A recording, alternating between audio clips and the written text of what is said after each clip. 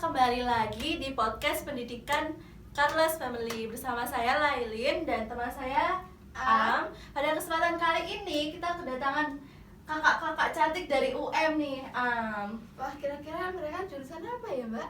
Kedokteran ya sih? Kayaknya sih dilihat dari wajah-wajahnya emang iya sih. Meyakinkan ya?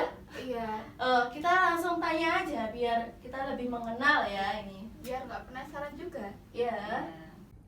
Halo, perkenalkan nama saya Febronia Ratnasari. Saya mahasiswa PPG Universitas Negeri Malang, jurusan Pendidikan Matematika. Sekarang saya PPL di SMP Negeri 5 Karangploso. Dan teman saya Hai guys, jadi aku Hidayatullah Rahma. Sama seperti Mbak Ratna atau Kak Ratna, saya juga mengemban pendidikan di Universitas Negeri Malang dari S1 sampai PPG Prajabatan. Sekarang saya juga sama lagi PPL di SMPN 5 Karangploso. Iya. Dan kita tahu ya, UM itu kampus pendidikan nomor 1 nggak sih? Kenapa sih kok UM itu dinamakan kampus pendidikan nomor 1 di Indonesia? Kita sebenarnya nggak mau membranding UM ya, tapi karena ditanya ya, Iya, jadi betul. kita menjawab. Setauku kenapa UM itu disebut pendidikan nomor 1 karena memang dari beberapa kampus itu UM salah satu kampus yang bergerak di bidang pendidikan. Kalau misalnya kita ketahui jurusan-jurusan lama yang ada di UM tuh pasti ada pendidikan, misalnya pendidikan matematika, pendidikan kimia, pendidikan ini itu gitu. Jarang kan misalnya kita lihat kampus sebelah ya, kampus sebelah jarang ada pendidikannya gitu. Nah memang pendidikan itu memang difokuskan di UM. UM itu memang memfokuskan untuk pendidikan. Tapi nggak tahu sih kalau emang iya ya UM disebut nomor 1 di Indonesia. Aku juga belum tahu sih. Iya kan? Aku searching gitu. Wah. UM itu kampus nomor 1 pendidikan. Oke, balik lagi ke PPG Prajabatan ya. Nah, di sini kalian tuh di PPG itu mempelajari apa aja sih? Iya, apa aja sih? Apa aja sih yang dipelajari cagur ini nggak sih? Wah, bener banget, penasaran nih. Banyak sih kalau PPG kita kayak lebih, kalau PPG kan profesionalisme guru ya, jadi kita lebih menekankan pada guru gitu. Dan di sana tuh kita belajar tentang cara membuat media ajar. Tahu nggak media ajar? Iya. Bikin media ajar. Terus kita juga selain bikin media ajar yang untuk ke siswa, kita juga belajar mengenai sejarah dari pendidikan di Indonesia, mulai dari dulu sampai sekarang. Ah, gitu. BTW, kalian itu udah pernah ngajar di sekolah apa belum sih? Kalau aku pribadi ya, Iya. aku udah 2 kali ini sih mengajar. Dulu pas S1 aku ada kayak asistensi mengajar gitu. Mata kuliah asistensi mengajar itu di SMP Laboratorium UM. Jadi masih satu instansi sama UM sebenarnya. Nah, sekarang kita berdua lagi ngajar di SMPN 5 Karangploso. iya betul. Kalau Mbak Ratna sebelumnya udah pernah ngajar apa belum? Pernah sih itu waktu kayak pas penelitian itu kan memberikan pengajaran kepada peserta didiknya, tetapi mungkin untuk rentang waktunya tidak terlalu lama. Nanti udah ngajar ya? Iya. Oke, Pon nih ketika ngajar itu mendapati siswa yang susah diatur nggak sih? Oke, kalau misalnya kita bahas tentang kayak siswa susah diatur, berarti itu kan kita udah masuk ke topik karakteristik ya. Nah, kalau misalnya susah diatur, pasti dalam satu kelas tuh pasti ada, mungkin minimal 1 atau 2 gitu lah ya. Nah, itu sebenarnya kayak wajar sih di lingkungan siswa yang masih dalam proses bertumbuh ya. Iya. Itu kayak di SD, SMP, SMA itu hal yang wajar siswa yang masih susah diatur. Bahkan ketika sebagai mahasiswa pun masih ada mahasiswa 1 atau 2 yang pasti masih susah diatur. Karena kenapa? Cara untuk belajar anak itu berbeda, cara siswa untuk menunjukkan ekspresi itu berbeda gitu. Jadi PR buat calon guru untuk lebih mengetahui yang pertama karakteristik peserta didik. Jadi kita bisa tahu nih pembelajaran apa sih yang cocok buat siswa-siswa yang memang kalau menurut kita susah diatur gitu, agar mereka mau belajar mungkin matematika ataupun yang lain. Oh, jadi pasti ada ya yang seperti itu. Iya pasti, dimanapun dalam jenjang apapun pasti ada siswa yang memang bukan susah diatur ya, tapi dia memiliki ciri tersendiri dalam dirinya. Seperti gaya belajar gitu lah. Ya. Tapi di sisi lain mereka kalau diberikan tugas atau latihan-latihan soal yang butuh dikerja sama itu mereka kompak loh. Kok bisa ya seperti itu? Padahal mereka itu kan berbeda latar belakang, terus pemikiran, tapi mereka bisa sih kok kompak gitu. Gimana? Iya benar, memang ya seperti yang kita ketahui bahwa Indonesia terkenal akan keberagamannya. Tapi dengan begitu juga dengan adanya keberagaman bisa melatih mereka untuk bisa menghargai orang lain. Dan di sisi lain kita juga punya semboyan Bhinneka Tunggal Ika yang dimana bisa menyatukan semua perbedaan itu meskipun berbeda tetapi tetap bersatu. Ada lagi nih Kak Ratna, kita juga punya Pancasila tentunya ya sebagai pemersatu bangsa. Pernah dengar gak sih Pancasila itu jiwa bangsa Indonesia? Apaan tuh artinya?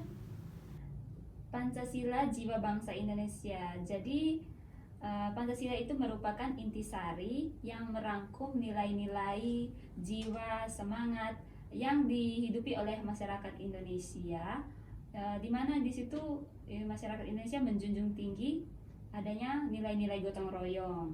Nah, ini juga pernah ditegaskan dalam pemikiran Ki Hajar Dewantara loh. Oh, seperti itu ya. Lalu gimana bisa Pancasila itu sebagai pemersatu bangsa? Ya itu tadi sama sih kayak dari pernyataan dari Kak Ratna sendiri. Kalau misalnya Pancasila itu sebagai kata lainnya sebagai kata ajakan ya untuk kita bisa hidup bersatu, bertanggung jawab, kemudian bekerja sama, adil dan bermusyawarah tentunya kita sebagai masyarakat Indonesia. Wah, berarti Pancasila memiliki peranan yang penting ya? Oh jelas pasti, karena kan Pancasila sebagai dasar negara kita kan, pasti Pancasila itu memiliki peranan yang sangat amat penting. Oke, menurut kalian kebanyakan pelajar Indonesia saat ini mencerminkan manusia Indonesia sebagai manusia Pancasila nggak sih?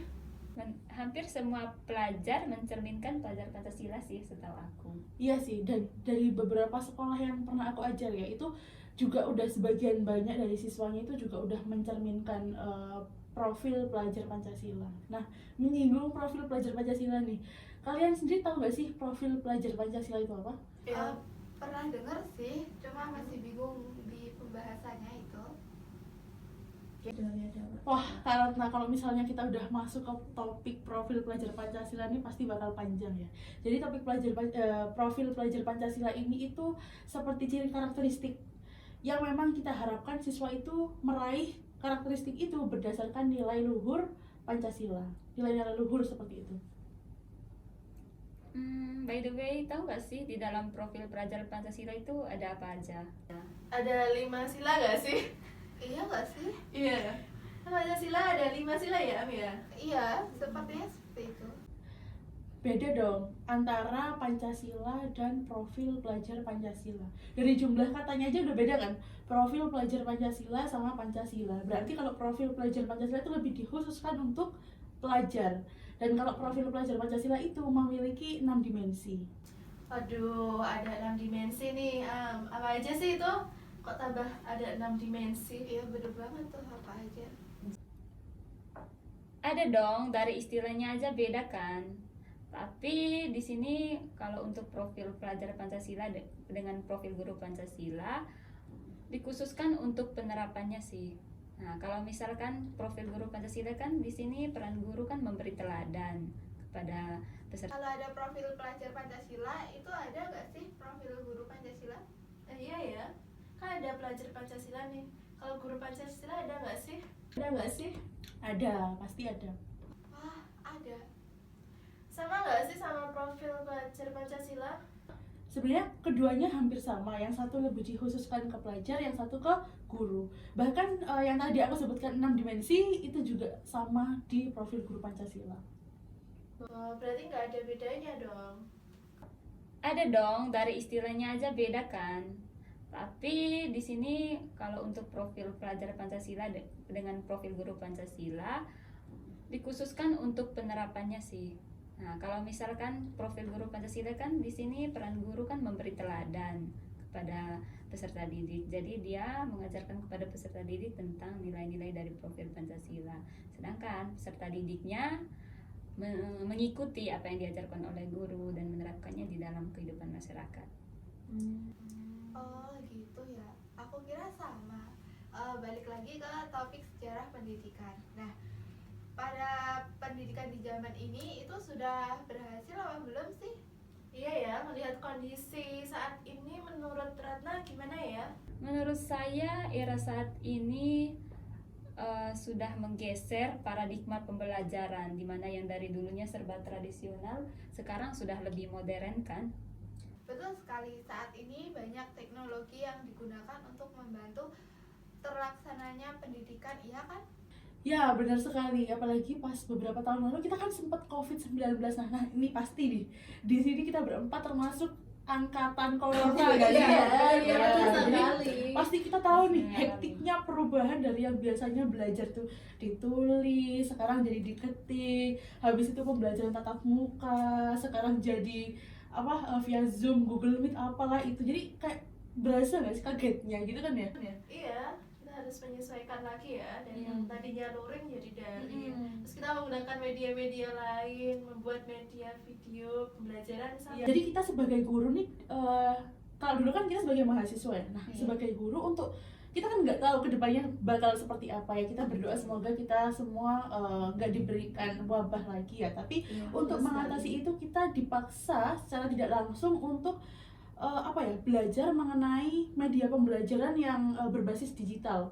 Kalau dulu misalnya kita guru-guru itu membuat dari karton dan lain sebagainya. Tapi kalau sekarang, kalau misalnya untuk menyiasati ketika nanti pembelajaran dilaksanakan secara online, kita pasti nggak mungkin dong pakai karton, iya kan? Iya, Pasti betul kita sekali. harus membuat media yang memang dalam bentuk digital, gitu. Ngomong-ngomong soal perkembangan teknologi, kalau menurut kalian apa adanya perkembangan itu mempengaruhi karakter luhur nggak sih? Pasti mempengaruhi sih, soalnya kan kemarin pas COVID itu kan, nah serasa ini perkembangan teknologi itu serasa cepat banget kan. Terus yang kita ketahui juga ini waktu itu kan boomingnya tentang ini penggunaan Zoom, pokoknya media-media pembelajaran Ya. online. Nah, di situ memang bagus sih karena kan di situ mempermudah kita untuk melakukan aktivitas-aktivitas kita, terutama dalam dunia pendidikan ya, khususnya waktu itu semuanya pembelajaran dilakukan secara daring, jadi sangat membantu sekali. Tapi di sisi lain kita juga melihat bahwa di antara banyaknya perkembangan itu, selain membawa dampak yang positif bagi kita, tentu ada juga nilai minusnya. Nah, dimana sekarang kan perkembangan perkembangan informasi dan penyebaran informasi sangat cepat karena adanya media-media itu tadi. Nah, sebagai peserta didik tentunya informasi ini ada yang positif dan ada yang negatif kan. Nah, di sini kalau misalkan kita tidak bijaksana dalam menyaring informasi-informasi tersebut tentu akan berdampak negatif.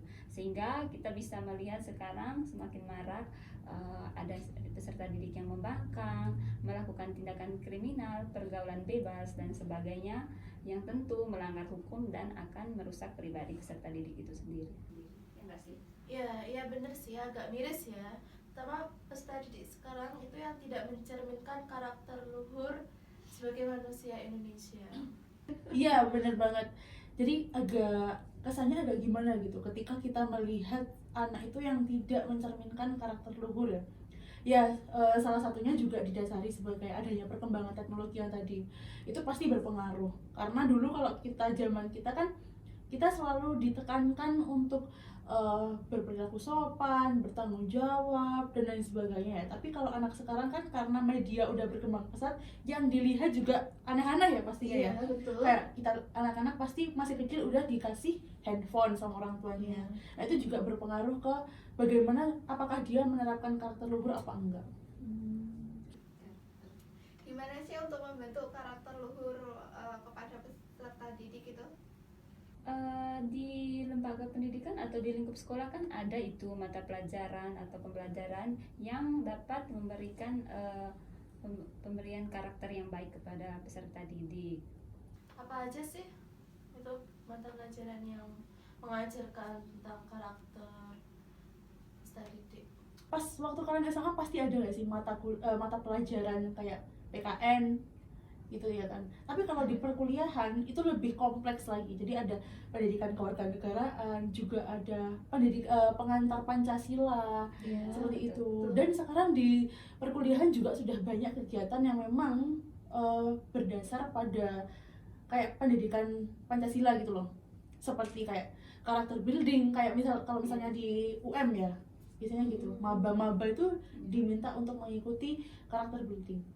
Oh, seperti itu ya. Terutama pendidikan agama, ya nggak sih? Ya, religiositas ya, agak belibet ya, mohon maaf karena udah malam juga. Jadi itu memang religiositas itu lebih ke apa ya, mengarah pada memahami arti dan menghayati makna dari kesejahteraan. Selain itu di Indonesia ini kan juga kental ya dengan kehidupan agamisnya nggak sih? Ya kan? Iya, benar banget. Ya, betul sekali. Terutama kan di Indonesia sekarang banyak agama-agama yang sudah berkembang. Itu poinnya. Jadi masyarakat Indonesia itu kayak menghayati hidup sebagai peziarahan menuju tujuan. Duh, lumayan belibet nih kata-katanya ya. Maksudnya itu gimana sih? Ya, peziarahan itu maksudnya gimana?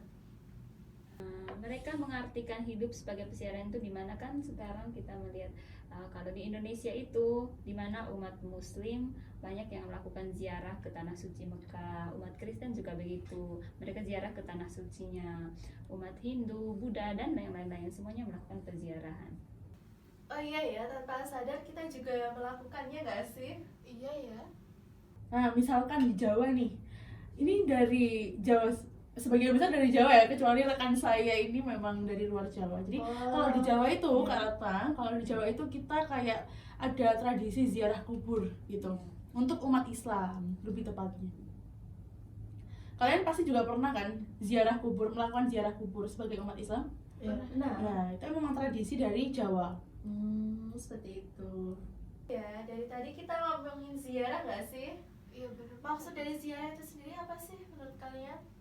Begini loh, ziarah itu kan sebenarnya suatu gerakan spiritual yang kosmik di mana kita sebagai pribadi itu bertolak belakang dengan kesadaran diri kita untuk meninggalkan cara hidup yang lama dengan membangun cara hidup yang positif agar lebih baik di masa depan. Gimana? Maksudnya gimana? Saya masih bingung ini.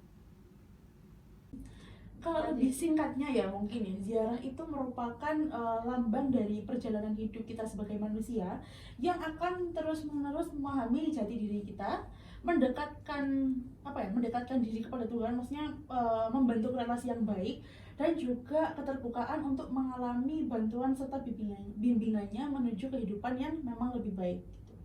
Oh, seperti itu ya. Di Indonesia kan beragam kan? Ya kan? Iya. Beragam agama ya kan?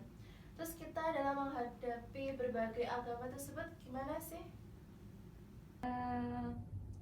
Berjuang untuk membangun hidup yang sejahtera di mana kita mengembangkan bakat-bakat yang kita miliki, tetapi kita juga menyadari bahwa segala sesuatu materi yang kita miliki itu bersifat sementara. Tetap kita menyadari bahwa Tuhanlah yang berkuasa atas kehidupan kita dan mengatur segalanya. Wah, kata-kata yang luar biasa untuk hari ini. Ya luar biasa sekali ya untuk hari ini ya. Agak berat nih Am. Iya. Kita harus fokus nih. Agak berat nih. Iya. Minum kopi dulu ya kak ya, mohon Iya, maaf. nggak apa-apa. Ini disediakan. Terima di kasih podcast ya. Terima kasih ya. Iya, sama-sama. Sama. Oke, kembali lagi. Oke, jadi yang dari tadi kita panjang kali lebar ngomongin tentang ziarah. Kalau bisa kita tarik kesimpulan itu manusia sebagai peziarah yang memang manusia itu merupakan pembelajar sepanjang hayat gitu. Jadi nggak akan ada habisnya manusia untuk belajar di luar dari pembelajaran akademik ya. Ada pembelajaran moral dan sebagainya yang memang kita harus belajar meskipun udah tua tetap harus belajar gitu. Oh gitu ya, berarti makna dari ziarah itu seperti itu ya. Ya, di mana pendidikan itu merupakan implikasi dalam kehidupan pribadi, sesama, maupun lingkungan sekitar kita. Implikasi yang seperti apa nih? Oke, jadi kalau di Indonesia itu kita kan banyak sekali keberagaman ya. Ada keberagaman ras, budaya, agama gitu. Tapi kalau di pendidikan itu kita bukan hanya diajari mengenai bagaimana sih cara memahami perbedaan itu, tapi kita juga diajari praktis untuk hidup bersama seperti itu.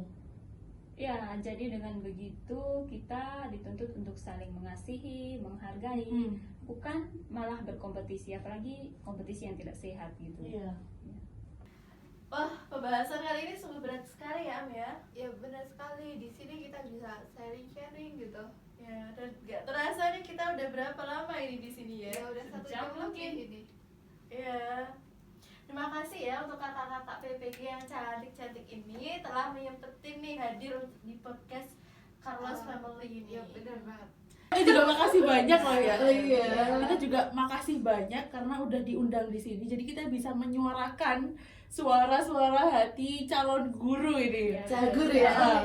Nah, boleh nih nanti kalau misalnya ada podcast tentang pendidikan lagi kita diundang dong lagi gitu. Jadi nggak hanya membahas tentang profil guru Pancasila, kita nanti bisa membahas mungkin karena kita dari jurusan matematika ya. Ya, betul. Bahas matematika nih. Matematika. Oh, dia nggak suka matematika pasti ya. Matematika. Ya, nanti kita bahas matematika ya sekali ya. Iya. Bisa. Oke, pada podcast kali ini sungguh menarik sekali ya, Am ya. Bener banget, banyak pengetahuan baru yang kita dapat untuk podcast hari ini. Ya, untuk selanjutnya kita akan terus membahas terkait seputar pendidikan di podcast Carlos Family. Jadi kalian siap-siap pantengin di YouTube-nya Carlos Family. Ya, seperti itu. See you on the next video. Bye.